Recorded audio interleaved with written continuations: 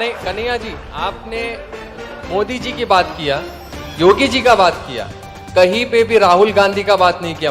दिल्ली से आते वक्त आप मिलके आए थे क्या?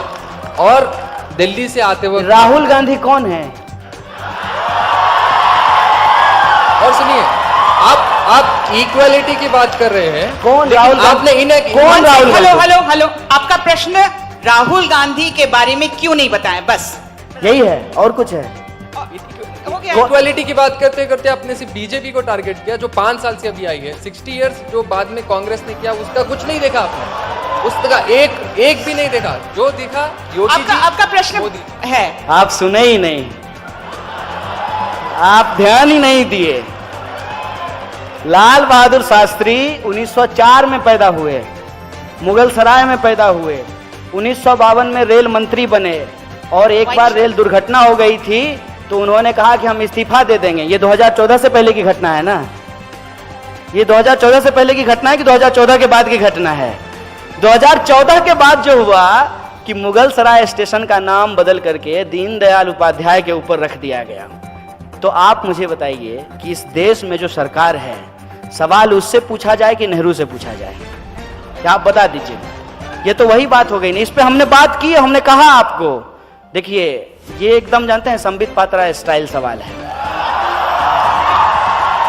ये क्यों है, ये क्यों है, इसको आप समझिए। आप जो है, आप मुझे ये टैग करना चाहते हैं कि आप 2014 में जो हो रहा है उस पर ही सवाल कर रहे हैं। नहीं, थोड़ी सी जहमत उठाइए। मैं उम्मीद करता हूं कि आपके पास एंड्रॉइड फोन होगा, और आजकल 4G स्पीड भी जियो धन धनाधन दे रहा है, तो आप जो है उसको खोलिए, और आप जो है मेरा टाइमलाइन 2014 से पहले जाकर के चेक कर लीजिए कि क्या एक भी सवाल हमने मोदी जी से पूछे हैं। एक भी सवाल हमने मोदी जी से नहीं पूछे हैं। जो भी सवाल हमने पूछे हैं माननीय डॉक्टर मनमोहन सिंह से पूछे हैं। यही हमारी जिम्मेवारी है बतौर नागरिक, बतौर citizen of this country. It is our responsibility to ask the question to the power. माने कमजोर से सवाल तो कोई भी पूछ सकता है। कमजोर से सवाल पूछने में क्या है? जो पावर में बैठे हैं उनसे सवाल पूछिए। आप बताइए, आप कह रहे हैं राहुल गांधी, क्यों नहीं राहुल गांधी? प्रधानमंत्री हैं देश के, क्या है? अरे जब प्रधानमंत्री हो जाएंगे तब राहुल गांधी से भी सवाल पूछेंगे, इसमें क्या दिक्कत है? और ये बात आप मेरा नोट करके रखिए कि राहुल गांधी प्रधानमंत्री हो जाएंगे, और राहुल गांधी जो आज बात बोल रहे हैं, यदि उस बात को नहीं पूरा करेंगे तो इसी मजबूती से राहुल गांधी से भी सवाल पूछेंगे। यह बात को हम आपको कह देना चाहते हैं। यह जो साजिश है, इस साजिश को आप समझिए कि अपनी गलती जो है वो हम पड़ोसियों के मत्थे मर देना चाहते हैं। मैंने आप बताइए कि देश में जो हो रहा है उसके लिए हम पाकिस्तान का नाम ले रहे हैं। क्या है पाकिस्तान? मुकाबला करना होगा तो पाकिस्तान से मुकाबला करेंगे। अमेरिका, ब्रिटेन और चाइना से मुकाबला नहीं करेंगे कि पाकिस्तान से मुकाबला करेंगे। इसको आप समझिए। जानबूझ करके एक ऐसा कॉम्पिटिटर चुना जाता है। वीडियो गेम खेलते होंगे मोबाइल पे। वीडियो गेम में क्या होता है कि क्रिकेट खेलता है लोग, तो अपने हिसाब से प्लेयर चुनना होता है, अपने हिसाब से टीम चुनना होता है, तो जो खेलता है हमेशा वही जीतता है।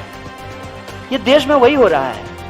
सरकार में जो बैठे हुए लोग हैं अपने हिसाब से विपक्ष चुन रहे हैं। मैं विपक्ष नहीं हूं, मैं विपक्ष की भूमिका में होना भी नहीं चाहता हूं, लेकिन विपक्ष का जो काम है वो काम यदि सरकार करे तो फिर विपक्ष क्या करेगी? विपक्ष का काम है सवाल पूछना, सरकार का काम है जवाब देना। विपक्ष जो है उसको कहता है जवाब दो, और सरकार जो है वो सवाल पूछ रही है। ऐसा थोड़ी होता है। जो कांग्रेस ने किया तो कांग्रेस ने वो भुगता। कांग्रेस है, मतलब राहुल गांधी तो प्रधानमंत्री नहीं है, मनमोहन सिंह भी नहीं है। वो जो है, जो मुद्दा आपने उठाया था माननीय मोदी जी ने करप्शन का, कि ये लोग बहुत करप्ट लोग हैं, इनको सत्ता से हटाइए, हमको सत्ता में लाइए, हम जो है काला धन वापस लेकर के आएंगे। आया।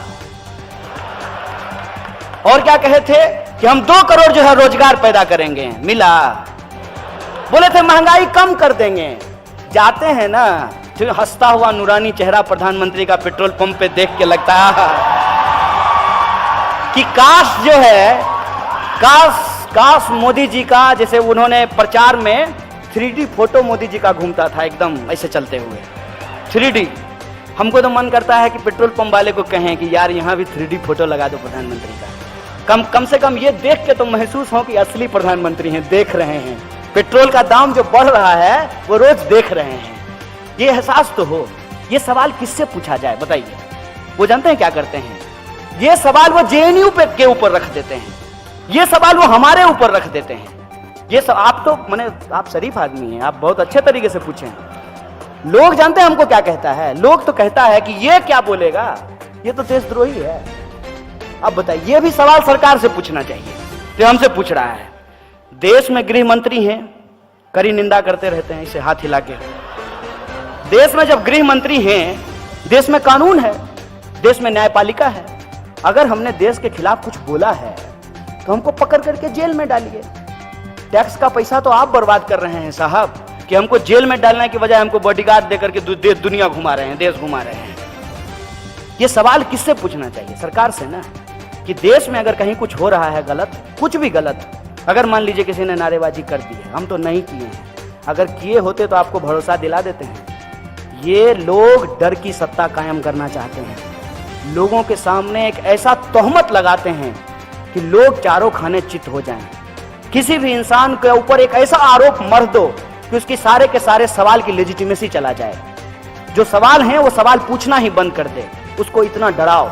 यदि ना डरे तो गोली चलाओ, गोली चलाने के बाद भी नहीं डरे तो जान ले लो, नहीं माने तो जेल में भर दो। यही हो रहा है ना देश में। और आप तब भी कहते हैं कि सवाल जो है वो मोदी जी से ना पूछ करके राहुल गांधी से पूछा जाए।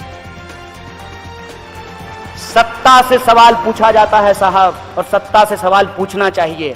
और सत्ता किसी की भी हो, हर किसी से सवाल पूछना चाहिए। और हम हैदराबाद की इस आवाम को, गंगा जमुनी तहजीब को मानने वाली इस आवाम से हम यही अपील करना चाहते हैं। आप तमाम नौजवानों से यह अपील करना चाहते हैं कि कोई भी सरकार जिसको आपने अपना समर्थन दिया है, वो जब चुन करके आए हैं, उसका घोषणा पत्र आपके हाथ में होना चाहिए। मैंने ठीक है, आजकल ऑनलाइन का जमाना है, डाउनलोड कर लीजिएगा इनके वेबसाइट से, वो पढ़िए उसको और देखिए कि इसमें से कितने सवाल हल हुए हैं। और ये तो साजिश है ना, कि 2014 में भी ऐसा होता था, 2012 में भी ऐसा होता था, 13 में भी ऐसा होता था, तो मतलब ऐसा ही होता रहे तब तो बहुत अच्छा है ना। कि अभी बीजेपी कह रही है कि कांग्रेस के समय में भी गरीबी है, इसलिए हम गरीबी दूर नहीं करेंगे। कल को यदि कांग्रेस जीत करके आए तो कांग्रेस कहेगी तो बीजेपी को जिता करके देख लिए, वो थोड़ी गरीबी दूर किया, अब हम भी गरीबी दूर नहीं करेंगे। इसका आप जेनेसिस समझ रहे हैं? ये जो सवाल जिस तरीके से आज उठाए जा रहे हैं, आप भी उसके शिकार हो गए हैं, ये हमको कहां पहुंचा देगा, उसका मतलब समझ रहे हैं? इसका अर्थ आप समझ रहे हैं कि डेमोक्रेसी होगा ही नहीं, डेमोक्रेसी बचेगी ही नहीं।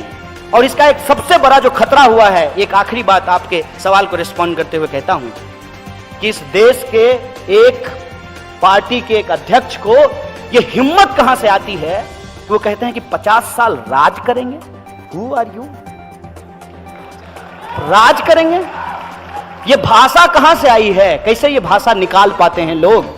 क्योंकि उनको भरोसा है कि जब भी वक्त आएगा, कांग्रेस बीजेपी करके अपनी गलती किसी और के सर मढ़ करके, हिंदू मुसलमान करके, समाज का ध्रुवीकरण करके चुनाव जीत जाएंगे, हमको कौन हरा देगा।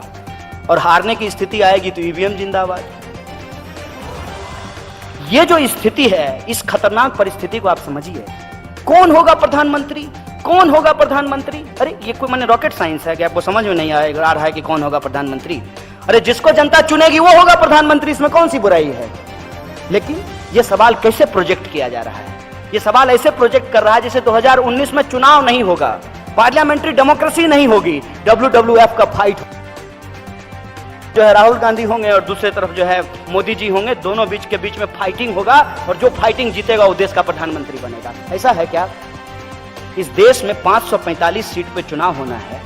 545 सीट पे जब चुनाव होगा, उसमें जिसका बहुमत होगा, जिस सरकार की बहुमत होगी, जिस अलायंस का बहुमत होगा, वो लोग जाकर के अपना जो है प्रधानमंत्री चुनेंगे, वो अपना मंत्रिमंडल चुनेंगे। यही होता है ना पार्लियामेंट्री डेमोक्रेसी। ये प्रेसिडेंशियल मोड ऑफ डेमोक्रेसी है। ये अमेरिका तो नहीं है, ये हिंदुस्तान है ना। अमेरिका के चुनाव में और हिंदुस्तान के चुनाव में क्या फर्क है? अमेरिका में प्रेसिडेंशियल मोड ऑफ इलेक्शन है, जनता सीधे प्रेसिडेंट का चुनाव करती है। हम अपने यहां सीधे प्रेसिडेंट का चुनाव नहीं करते हैं, सीधे प्रधानमंत्री का चुनाव नहीं करते हैं, हम एमपी का चुनाव करते हैं। और हमारे एमपी जो हैं वो जाकर के प्रधानमंत्री का चुनाव करते हैं। इनको कौन ये पावर दे दिया है? हाथ में जो है माइक ले लिया और कैमरा ले लिया और अपने आप को दुनिया का सबसे स्मार्ट आदमी समझ रहे हैं। आप कौन होते हैं डिसाइड करने वाले? जनता डिसाइड करेगी ना। जनता जिसको मैंडेट देगी, जिस पार्टी को मैंडेट देगी, उसका प्रधानमंत्री होगा। ये इसलिए बोला गया है ताकि आपको ये कहा जाए, ठीक है यार 90 रुपये पेट्रोल खरीद रहे हैं तो क्या है, लेकिन पप्पू को वोट दे दें। इसलिए बोला गया है। ये साजिश आप समझिए। ये इसलिए बोला गया है कि आप हर सवाल के जवाब में ये कहें तो क्या राहुल गांधी को वोट दे दें। ये इसलिए कहा गया है। और एक बात मैं आपको बता देता हूं कि राहुल गांधी पप्पू हैं कि नहीं हैं, ये तब पता चलेगा ना जब वो देश के प्रधानमंत्री बनेंगे। लेकिन प्रधानमंत्री गप्पू हैं ये पिछले 4.5 सालों में पता चल गया है। ये बात मैं आपको बता देना चाहता हूं। इसको इस तरीके से हम लोगों को सोचना चाहिए। और पार्लियामेंट्री डेमोक्रेसी में जिसकी जिम्मेवारी जो है उसको वो जिम्मेवारी निभानी चाहिए। और बतौर नागरिक मेरी जिम्मेवारी ये है कि सत्ता हमको कितनी भी डराने की कोशिश करे, हम सवाल पूछेंगे और तब तक पूछेंगे जब तक हमको जवाब नहीं मिल जाता है। बहुत बहुत धन्यवाद।